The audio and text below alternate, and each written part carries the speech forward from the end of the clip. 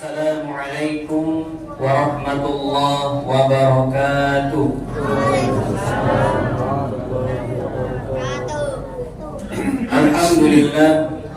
Alhamdulillahilladzi ala ma an'am wa nashkuruhu ala ma alham.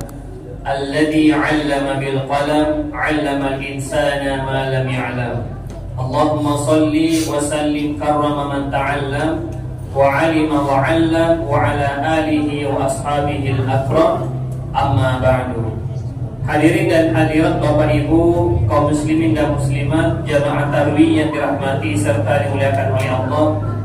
Pertama-tama puji syukur kita panjatkan kehadirat Allah Subhanahu wa taala, yang mana tentu dengan izinnya kepada kita semua, sehingga alhamdulillah pada malam yang ke-20 di bulan suci Ramadan ini kita masih dalam keadaan sehat walafiat dan kita masih bisa bersama-sama berkumpul di tempat yang penuh barakah ini.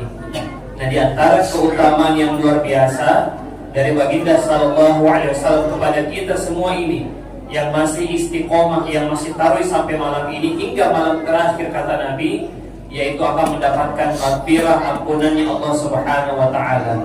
Man qama ramadhana imanan wa ihtisaban ghufira lahu ma taqaddama min dhanbi. Siapa yang menghidupkan malam-malam di bulan suci Ramadan dengan memperbanyak qiyamul lail, di antaranya salat sunnah tarawih yang sebentar akan kita laksanakan ini, dengan iman dan konsisten sungguh-sungguh, maka akan mendapatkan maghfirah, ampunannya Allah Subhanahu wa taala. Mudah-mudahan kita semua termasuk golongan yang istiqomah dan mendapatkan ampunannya Allah Subhanahu wa taala. Amin amin ya rabbal alamin. Lalu kemudian salam dan salawat tak lupa kita kirimkan, curahkan kepada junjungan kita, kepada baginda Nabiullah Nabi besar Muhammad sallallahu alaihi wasallam. Allahumma shalli ala sayyidina Muhammadin, seorang nabi yang diutus oleh Allah sebagai rahmatan linnasi wa rahmatan lil alamin. Judul yaitu tentang kriteria muslim yang sempurna. Allah Subhanahu wa taala pada surah Al-Anbiya ayat 105, A'udzu billahi minasyaitonir rajim. Bismillahirrahmanirrahim. Wa laqad katabna fis zaburi min ba'di dzikr annal arda yarithuha 'ibadiyas salihun. Yang artinya, dan sungguh telah kami tulis di dalam kitab Zabur, begitupun juga ditulis di Lauhul Mahfuz, ketetapan Allah, annal arda yarithuha 'ibadiyas salihun, bahwa sesungguhnya bumi ini akan diwarisi oleh hamba-hambaku yang soleh. Nah, luar biasa Bapak Ibu, di sini dijelaskan bahwa dunia ini, bumi ini akan diwarisi, akan diwarnai, akan dipengaruhi oleh orang-orang yang soleh. Jadi orang-orang yang soleh itu mempunyai pengaruh yang besar terhadap dunia kita ini. Nah, kemudian yang menjadi pertanyaannya sekarang, bagaimana caranya? Atau apa tahapan-tahapan agar kita semua ini bisa menjadi orang-orang yang soleh? Apa saja yang mesti kita lakukan? Yang paling pertama, yaitu kriteria daripada muslim yang soleh itu, yang pertama adalah thayyibun. Ya, thayyibun itu artinya apa? Thayyibun itu artinya sehat secara fisik, kuat secara fisik. Nah, ternyata Bapak Ibu, sesuatu yang mempengaruhi daripada fisik kita, kesehatan kita, paling tidak ada dua. Ya, ada dua yang paling besar mempengaruhi daripada kesehatan kita. Apa itu? Yang pertama adalah pikiran, yang kedua adalah makanan. Nah, sebagai contoh pikiran, ada orang itu, dan tidak ada di sini pasti, yaitu dia terlalu nakusingi masalahnya orang lain. Ya, terkadang kita temukan ada orang yang terlalu napikirkan masalahnya orang lain. Mau semua tahu masalah pribadinya tetangganya, masalah privasinya, masalah hubungan istri dengan suaminya, pokoknya mau semua tahu. Nah, ini juga kurang bagus dalam kehidupan kita. Kenapa? Karena dari keponya itu yang kemudian akan muncul sifat iri hati. Jadi pertama cuma penasaran, cuma mata-matai orang. Yang kedua muncul di sifat iri hati. Yang kedua muncul di sifat dengki. Yang kemudian pada akhirnya nafitnani orang, nagibani orang. Nagosipin orang yang pada akhirnya orang yang suka seperti ini akan stres, dia punya pikiran, akan depresi, sehingga dia gampang kena penyakit. Ya, jadi kalau kita mau sehat, mau tidak kena penyakit, yang paling pertama yang harus kita olah itu adalah pikiran kita. Tidak usah terlalu banyak kita pikirkan masalahnya orang lain, karena kita juga pasti punya masalah tersendiri. Yang kedua itu makanan. Di dalam Al-Quran Allah Subhanahu wa Ta'ala berfirman, Ya ayyuhan nasu kulu mimma fil ardi halalan thayyiban. Yang artinya kriteria makanan yang baik buat kita semua ini sebagaimana tuntunan Al-Quran itu ada dua. Yang pertama, makanannya harus halal, yang pasti. Yang kedua, makanannya harus thayyibah, makanannya itu baik. Kenapa kira-kira ayat ini membedakan antara yang halal dengan baik? Ternyata Bapak Ibu, tidak semua makanan yang halal itu baik buat kondisi kita. Ya, saya ulangi, tidak semua makanan yang sekalipun itu halal secara hukum, tapi baik buat kondisi kita. Contoh, daging kambing. Nah, pasti kita tahu daging kambing gimana enaknya itu daging kambing. Tapi kalau orang yang punya penyakit kolesterol tinggi, hati-hati. Bisa naik kita punya kolesterol, bisa sakit kita punya tubuh. Itu halal tapi tidak baik buat kesehatan kita. Kemudian kacang-kacangan juga. Ya, itu halal secara hukum, tapi bagi yang punya penyakit asam urat, ya, orang-orang tua aku yang sudah umur 40 tahun, 50 tahun itu paling banyak kena asam urat. Hati-hati nih. Kalau terlalu banyak dikonsumsi kacang-kacangan itu juga tidak baik buat kesehatan kita. Halal tapi tidak baik buat kesehatan kita. Apalagi cabai, lombok, yang kecu-kecu, yang asam-asam juga itu halal secara hukum. Tapi bagi yang kena penyakit GERD, penyakit asam lambung, penyakit mah, itu juga tidak baik buat kesehatan kita.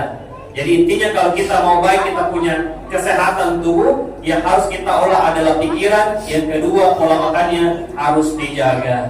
Bapak Ibu yang dirahmati serta dimuliakan oleh Allah. Nah, poin yang kedua yang paling penting bahwa tidak semua yang diinginkan itu adalah kebutuhan kita. Nah, ini harus kita pahami Bapak Ibu, jangan sampai tercampur baur antara keinginan dengan kebutuhan, karena beda itu. Ya, harus dibedakan antara keinginan dengan kebutuhan, karena tidak semua apa yang kita maui ternyata itu kita butuhkan. Contoh, bapak-bapak misalnya ada motor tak satu, alhamdulillah. Terus kemudian mobil lagi tambah satu, tambahin kasih cukup gitu, padahal kita tidak butuh. Apa yang terjadi? Kita membeli motor, pada akhirnya dua motor tak, yang satu saja yang dipakai, yang satunya tinggal di rumah. Ya, kenapa? Karena kita hanya butuh satunya, tapi kita maunya cuma dua. Kemudian kedua, misalnya ada mobil tak, ya kita punya mobil satu, mobil lagi tambahin satu. Padahal yang kita butuh ya cuma satu itu. Apa yang terjadi ketika kita sudah beli mobilnya, jual mobil tadi garasi, tapi tidak pernah juga dipakai yang satunya. Cuma dimau saya, tapi kita tidak butuhkan. Nah, konteksnya ketika berpuasa, ini paling banyak terjadi ini. Ketika sudah mau berbuka, pergi anak-anak tugor, anak-anak remaja, pergi belanja takjil di sana, buru-buru takjil. Apa nak beli? Apa nak mau? Beli jalan pote, beli di panada, beli Nesquik, pokoknya banyak sekali nak mau. Esteller, Escino, pokoknya nak mau semua. Tapi ternyata kebutuhannya cuma satu, di jalan pote sama air putih. Ya, kenapa? Karena cuma situ kemampuannya saja. Sehingga pada akhirnya makanan-makanan yang tadi dibeli jadi mubazir. Sama juga misalnya ada yang bapak-bapak yang sudah menikah, ya ada istrinya satu, tapi mau lagi dia tambah satu. Padahal kemampuannya, kebutuhannya cuma satu saja. Apa bahayanya kalau dipaksakan Bapak Ibu? Dipaksakan, bukannya malah bahagia keluarganya, malah berantakan dia punya keluarga. Jadi hati-hati, harus dibedakan betul yang mana yang menjadi keinginan kita, sekadar keinginan, dan mana yang betul-betul menjadi kebutuhan kita. Nah, kita kembali bahwa di antara ciri daripada muslim yang saleh, yang sempurna itu adalah mereka orang-orang yang baik fisiknya, kuat fisiknya. Dan ternyata itu kita bisa contohi kepada baginda kita Rasulullah Muhammad sallallahu alaihi wasallam. Allahumma shalli ala sayyidina Muhammad. Kita lihat Bapak Ibu dalam sejarah, Rasulullah itu adalah manusia yang kuat. Rasulullah adalah manusia yang kuat dan beliau itu sehat secara jasmani. Apa buktinya? Kita bisa lihat bahwa suatu ketika Nabi ditantang berduel dengan orang kuatnya Mekah. Jadi ada orang namanya Rukana, dia itu jago bergulat dia. Kemudian Nabi minta sama Nabi supaya bertarung, supaya sparring. Dengan apa tantangannya? Tantangannya adalah main gulat. Kata Suraka, kata Rukana, kalau engkau Muhammad mampu mengalahkan saya dalam duel ini, dalam bulan ini, maka saya akan masuk Islam. Maka diladenilah oleh baginda sallallahu alaihi wasallam. Apa yang terjadi? Ketika sudah mulai bertanding, Rukana langsung dibanting oleh Rasul sallallahu alaihi wasallam. Nah ini Rukana ini kira-kira ini, kenapa tiba-tiba terjatuh ini jagonya orang di pangku? Nggak yakin, nggak percaya. Oke, ulang lagi kedua kali. Kedua kali bertarung lagi, dibanting lagi. Masih belum puas, ronde ketiga dibanting lagi. Jadi 3 kali ini dibanting ke Rukana. Tapi pada akhirnya Rukana tidak masuk Islam. Nanti beliau masuk Islam ketika Fathul Makkah. Nah, Rukana punya anak namanya Yazid. Yazid bin Rukana juga. Dia penasaran bagaimana itu kuatnya Muhammad. Nah, tantang juga duel. Jadi bapak sama anak yang tantang Nabi berduel. Yang kemudian pada akhirnya juga sampai ronde ketiga, Yazid bin Rukana juga dikalahkan oleh baginda sallallahu alaihi wasallam. Di sini menunjukkan Bapak Ibu bahwa Nabi sallallahu alaihi wasallam itu mempunyai sifat fatona. Fatona itu artinya cerdas. Nabi itu orangnya cerdas. Apa buktinya kalau boleh cerdas? Nah, pernah ketika direnovasi daripada Ka'bah, jadi orang-orang Arab, pembesar-pembesar Arab itu, mereka berselisih tentang siapa kira-kira yang bisa meletakkan batu Hajar Aswad ini di tempatnya, di posisinya. Nah, pembesar yang Arab yang pertama mengatakan saya lebih berhak. Kemudian kepala suku yang lain mengatakan saya yang lebih berhak. Yang lain juga seperti itu, jadi merasa berhak semua. Sehingga hampir terjadi perang, terjadi pembunuhan gara-gara siapa yang bisa berhak meletakkan Hajar Aswad ini di Ka'bah.